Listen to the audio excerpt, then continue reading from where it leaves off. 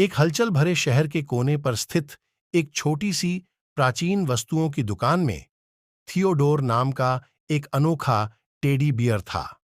वर्षों के प्यार से पहने हुए पर और छाती पर एक छोटी सी सुनहरी जेब के साथ। थियोडोर कोई साधारण भालू नहीं था। वह एक समय यात्रा करने वाला साथी था जो असाधारण रोमांच पर जाने के लिए तैयार था। थियोडोर की यात्रा तब शुरू हुई जब उसने खुद को एमिली नाम की एक जिज्ञासु युवा लड़की की बाहों में पाया। जैसे ही एमिली ने उसे कसकर गले लगाया, एक हल्की सी चमक उन पर छा गई और वे समय की धाराओं में बह गए। उनका पहला पड़ाव विक्टोरियन युग था, जहां पक्की सड़कें घोड़े से खींची जाने वाली गाड़ियों की क्लिप क्लॉप से गूंजती थीं। हवा ताजी पकी हुई ब्रेड की खुशबू से भर गई थी और गैस लैंप ने हलचल भरे बाजार में एक गर्म चमक बिखेर दी थी।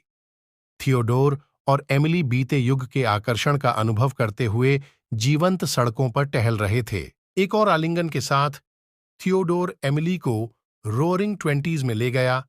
जैज, फ्लैपर ड्रेस और जीवंत चार्ल्सटन नृत्य का समय। उन्होंने खुद को एक ग्लैमरस स्पीकईजी में पाया, जहां संगीत संक्रामक था और हर कोई उस पल की खुशी का आनंद ले रहा था। उनकी यात्रा 1960 के दशक तक जारी रही, जहां टाई डाई शर्ट और शांति चिन्ह सड़कों पर सुशोभित थे। थियोडोर और एमिली शांति के लिए एक रंगारंग विरोध प्रदर्शन में शामिल हुए, स्वतंत्रता की लय पर नृत्य किया और प्रेम और एकता के संदेश फैलाए। जैसे ही वे एक बार फिर गले मिले, थियोडोर ने एमिली को दूर के भविष्य में पहुंचाया, तैरते शहरों और उन्नत प्रौद्योगिकी का एक क्षेत्र। हवा घूमते वाहनों की आवाज से गूंजायमान थी और होलोग्राफिक डिस्प्ले ने नवाचार के चमत्कारों को प्रदर्शित किया। एमिली ने मानवता की प्रतीक्षा कर रही अनंत संभावनाओं की कल्पना करते हुए भविष्य के परिदृश्य पर आश्चर्य व्यक्त किया। प्रत्येक साहसिक कार्य के साथ थियोडोर और एमिली ने उन लोगों से मूल्यवान सबक सीखा जिनका वे सामना करते थे। अतीत की लचीलापन, वर्तमान में अभिव्यक्ति की स्वतंत्रता और भविष्य की असीमित क्षमता। आश्चर्य व्यक्त किया। प्रत्येक साहसिक कार्य के साथ थियोडोर और एमिली ने उन लोगों से मूल्यवान सबक सीखा जिनका वे सामना करते थे।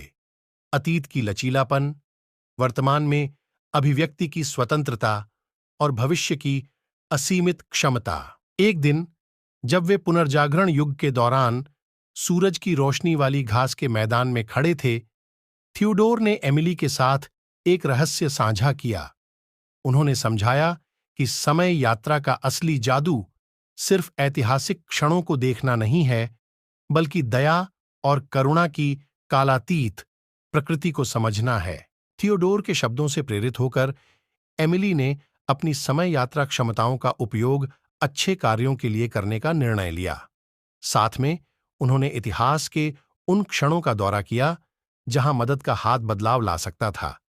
किसी जरूरतमंद के लिए एक दयालु शब्द, चुनौतीपूर्ण समय के दौरान एक आरामदायक उपस्थिति और एक अनुस्मारक की प्यार समय की सीमाओं से परे है। उनका अंतिम साहसिक कार्य उन्हें एक शांतिपूर्ण भविष्य में ले गया, जहां लोग प्रकृति के साथ सद्भाव में रहते थे।